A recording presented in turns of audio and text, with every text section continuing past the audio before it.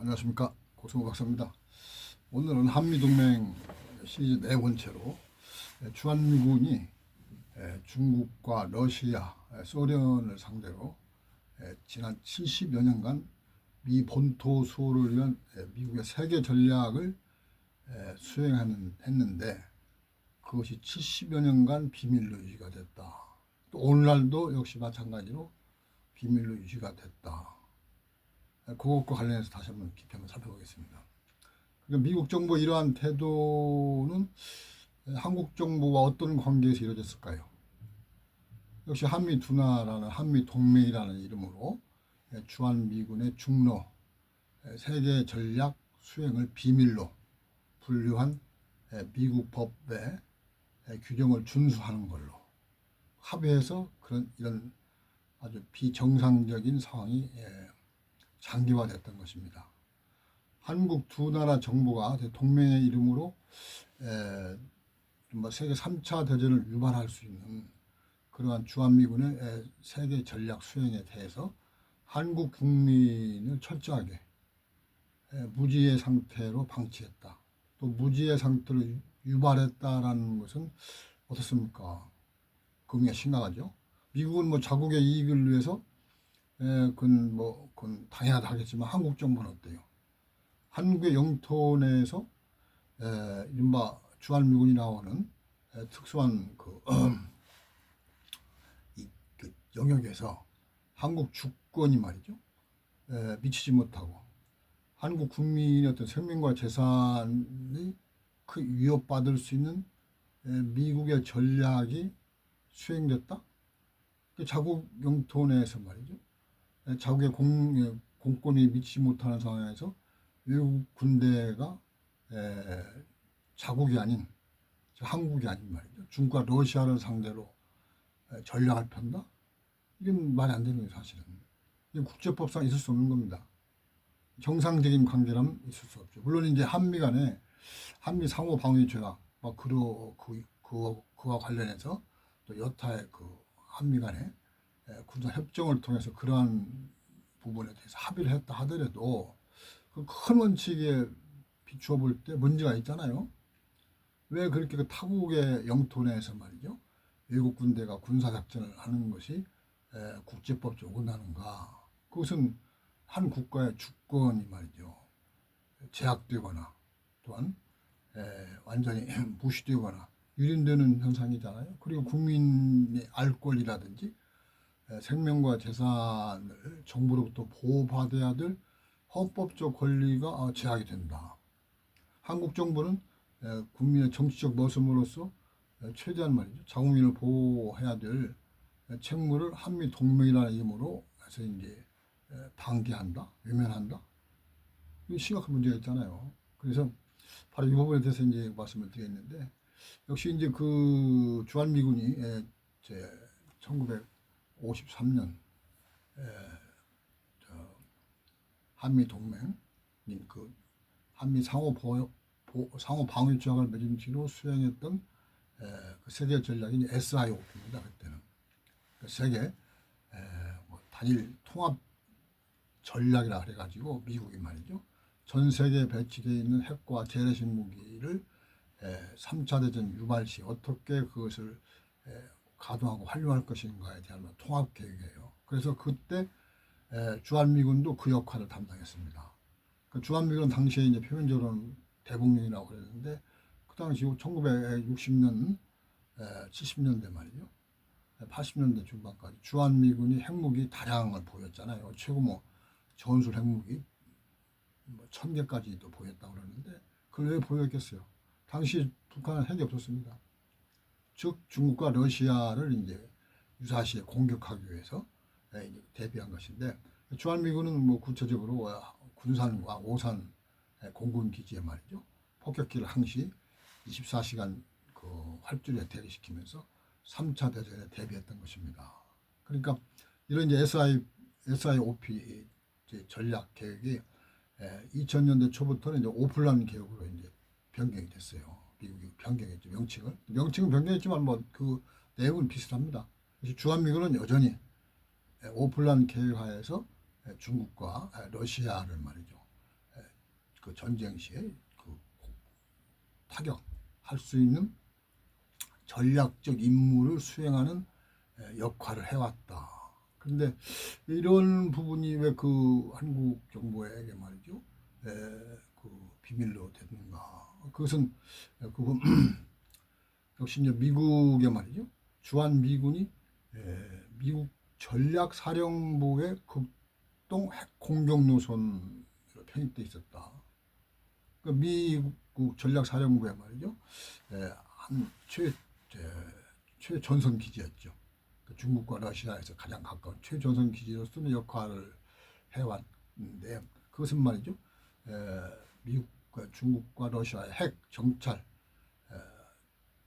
전지전 작전 능력 등에 대해서 이제 미군이 계속적으로 그 역할을 하고 태세를 갖추는 것인데, 이것을 보면은 그 한미 행정협정 체제에서 말이죠, 미국의 국내법, 즉 미국 안보법이라든지 핵 에너지법, 핵 전략, 핵무기법이죠, 등에서 보호 대상이 되는 걸로 하고 한국 정부가 접근할 수 없는 영역으로 분류했습니다. 그러니까 우리가 주한미군 기지는 뭐 취해법권 지대라고 하는데, 그쪽 그 말 한국의 공권력이 주한미군 기지에 들어갈 수가 없어요. 함부로. 이게 동의 없이는 안 된다. 이게 무슨 일이 어떻게 벌어지는지는 다 비밀로 되죠. 그러니까 미국이 지난 70여 년간 주한미군을 통해서 어떤 무기를 어떻게 들어가서 어떻게 빼내는지는 한국 정부에 통보 안 하면 알 수가 없습니다. 그리고 이제 그 세균전과 관련해서 미국이 부산 미군기지 등에서 말이죠, 그 실험을 했다. 그 한국 정부가 알지를 못해. 미국이 통보해주지 않으면. 그래서 바로 이제 그 존재하면서도 존재하지 않는 그 군사력, 군사작전이 주한미군에 의해서 이제 70여 년간 강행이 됐는데, 이러한 현상은 사실은 그 제국주의 시대 점령국과 피점령국 관계가 아니면 있을 수 없는 아주 비정상적인 관계죠. 그러니까 이건 시민사회를 완전히 그 헌법적 권리라든지 자유를 말이에요, 유린하는 행위죠. 왜냐하면 한국 정부가 그 동맹의 이름으로 자국민을 3차 대전에 말이죠, 전장터로 몰아갈 수도 있는 상황을 방치했다. 주한미군이 중국과 러시아를 상대로 작전한다 그러면 어떻게 하겠어요? 중국과 러시아도 대비하는 거죠. 그러니까 경북 상주에 있는 사드 기지에 대해서 그 중국이 말이죠, 수백 발의 드론과 미사일로 겨냥해서 1단 2다시에 맨 먼저 타격한다. 이것은 뭐 공경하는 군사적인 그 비밀로 되어 있습니다. 그래서 바로 이런 부분에서 주한미군의 말이죠, 그 공공연한 그 세계 전략 수행이라는 것이 굉장히 큰 문제가 있는 것이죠. 그러니까 한국 정부가 무슨 뭐 한미 동맹 차원에서 언급할 수 없다. 이재명 정부도 지금 뭐 좀 그런 태도를 취하는데, 그러니까 이것은 좀 심각한 문제죠.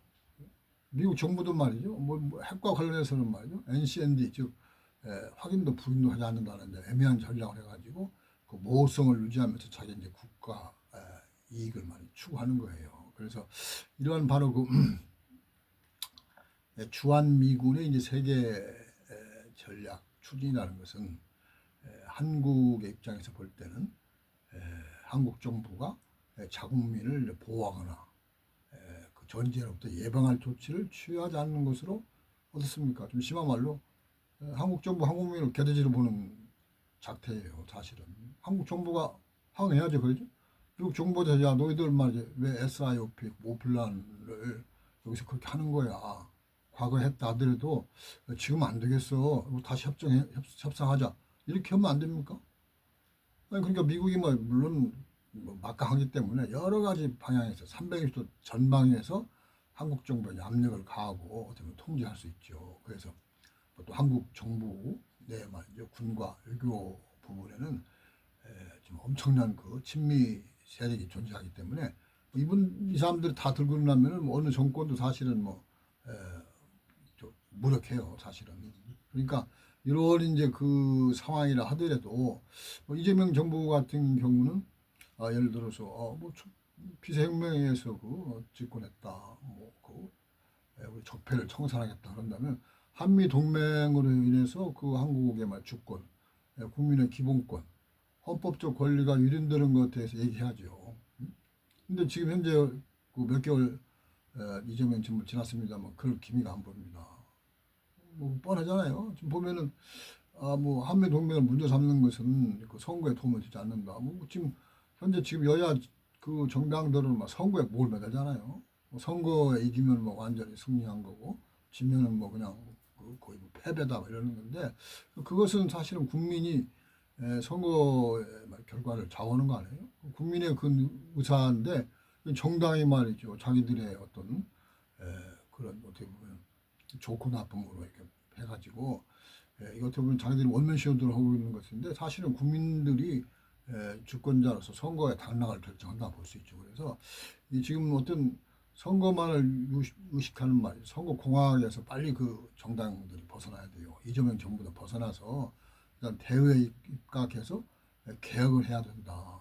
그러니까 지금 윤석열 정부의 모순이 말이죠. 여러 가지 있습니다만 그 중에 하나가 한미 동맹, 그 맹목적인 말이 몰빵 한미 동맹, 미국 추종이라고 하는 그런 큰 부분도 윤석열 정권의 어떤 원락 탄핵을 유발하는 원인이 하나라고 볼 수 있습니다. 그 부분이. 그래서 이재명 정부도 그러한 부분을 방치해 가지고는 뭐좀 그 적절치 않다. 문제가 될 수 있는 것이죠. 그래서 이제 미국이 이제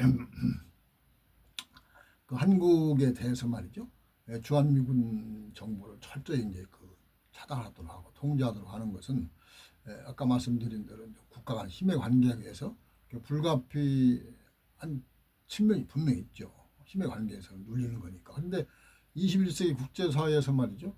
이런 사례는 없어요. 미군이 그 세계 여러 나라에 나가 있습니다만, 뭐 필리핀, 일본, 유럽연합에 나가 있습니다만, 이렇게 말이죠. 그 주둔국 모르게 뭐 세계 전략을 수행한다 없습니다. 다 사전에 통보하고 협의하고 그런 상황이 돼. 그 당연한 거 아니겠어요? 그 부분이. 근데 우리나라가 지금 세계에서 말 거의 유일하게 어떤 군사적인 주권, 국가적인 말의 주권, 국민의 어떤 권익 이 부분에 역행하는 이제 한미 동맹 유지하면서 주한미군의 이제 그 비밀 그 작전 수행을 이제 그 지금 어떻게 보면 국민이 모르게 이제 그걸 방치하고 있는데 이런 부분에 이제 언론도 엄청난 책임이 있죠. 언론이 뭐 한미 동맹에 대해서 이렇게 많이 보도하면서 이렇게 그 어떤 구조적인 불균형, 모순에 대해서 뭐 거의 언급하지 않는다. 어떻습니까? 반 저널리즘을 떠나서 말이죠. 어떻게 보면은 언론 스스로의 존재 자체의 의미를 그 부인한 행위예요. 제가 보기에는 있을 수 없는 일입니다. 학자들도 뭐 일부 보면은 그런 사람들 있잖아요. 뭐 공자님 말씀 같은 거 하는 것 같은데 실제 보면은 한미 관계의 그 아주 부적절한 말이죠. 그 동맹 관계에 대해서는 절대 언급하지 않는다. 뭐 중요한 것은 현재의 동맹 상태를 기반으로 해서 시시비비를 얘기할 뿐이다. 뭐 어떻게 보면 준 사기꾼 아니에요, 내가 보기에는. 그러니까 그런 부분에 역시 그 우리나라 그 지배 계급이 말이죠. 정치, 그다음에 이제 언론, 학계 이제 이제 뭐 동아리를 들고 있는 그 지배 권력층의 어떤 보면 친미 일방, 자국민과 자국의 이해를 도외시하는 그런 어떻게 보면 이게 거의 그 몰지각한 행위 아닙니까? 그 미국이라는 말이죠. 외세에 의해서 그 나라가 3차 대전에 말이죠. 그 최전선에서 피해를 당할 우려를 방치하는 것은 어때요? 자기도 죽고 자기 자손도 죽는 거 아니에요? 자기 가족 다 죽습니다. 사실 전쟁하면. 근데 그것을 외면하고 침묵한다? 이건 바보입니까? 아니면 뭐 정신병자입니까? 있을 수 없는 일. 그래서 지금 한국의 정부 이재명 정부는 우선적으로 한미 동맹 관계 말이죠. 속속들이 진실을 분명하게 밝혀야 되고 언론도 이제 각성해야 됩니다. 이런 데로 하면 언론은 제도권 언론 이른바 대중매체는 살아남기 힘들어요. 이렇게 지금 대중매체가 말이죠. 정보와 관계에서 그 정보의 확산, 전파를 주로 전담하는데 가장 핵심적인 국민의 그 안위와 직결되어 있고 또 국제적인 말이죠. 국격, 국민의 어떤 자존심과 직결된 문제에 대해서 지난 70여 년간 침묵했는데 지금도 침묵한다? 이런 것은 안 되는 것이죠. 그래서 앞으로 한미동맹의 좀 정당성 이런 확보에서는 주한미군 관련 핵심 정보의 공개가 있어야 이루어져야 돼요. 그리고 한국은 사회는 말이죠. 한국 정부는 그 국회는 말이죠. 시민사회 정보 접근권을 제도화해야 돼요. 국민 알 권리를 말이죠. 이렇게 적극적으로 충족시켜야 된다. 그다음에 동맹 구조에 대해서 비판적 공개를 말이죠. 할 수 있는 그런 환경을 만든다. 그래서 바로 이런 부분이 주권 회복이라든지 민주화, 시민사회의 주체성을 말이죠. 강화하는 그런 실천의 출발점이라는 걸로 보고 오늘 말씀을 여기까지 마치겠습니다. 감사합니다.